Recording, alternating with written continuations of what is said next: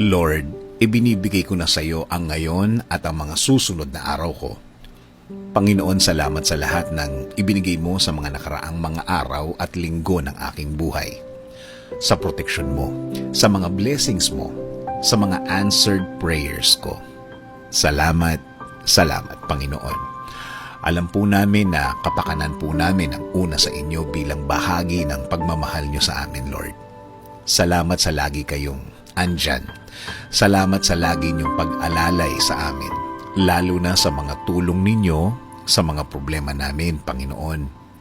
Kaya, Panginoon, ipinagkakatiwala po namin ang aming ngayon at mga darating na mga araw. Dahil alam namin, Lord, na kapag sa inyo nagtiwala, walang magiging problema kaming nakikita na darating.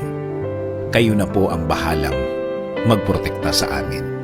Iiwas niyo po kami, Panginoon, sa mga problemadong sitwasyon at mga problemadong mga tao, Lord. Kasi, Panginoon, kung kami lang po ang gagawa nito, hindi po namin ito kakayanin.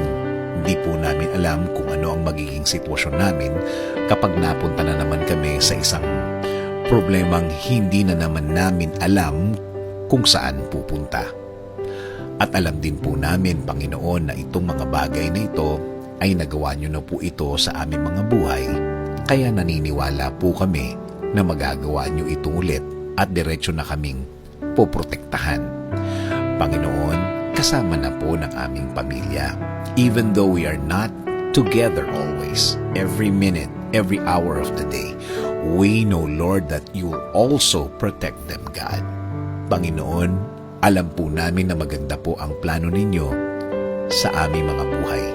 Alam po namin na kapag kayo ang nag-provide at tinupad nyo ang inyong plano sa buhay namin, alam namin, Lord, na ang lahat ay maayos dahil walang problema ang lilitaw dito. Panginoon, amin din pong ipinagdadasal ang aming bayan. Patuloy niyo po sanang pagalingin ang aming bansa, Lord. Ayusin niyo rin po ang kinabukasan ng aming bayan, Panginoon. Panginoon, ibinibigay po namin ang aming ngayon at ang aming mga bukas. Maniniwala at magtitiwala po kami sa inyong pagmamahal at patuloy kaming nasa ilalim ng inyong kapangyarihan, Panginoon. Kaya patuloy po ang aming paanyaya na pasukin niyo, Lord, ang aming mga buhay. In Jesus' name we pray. Amen. Sabi nga sa Psalm 28:7, "The Lord is my strength and my shield.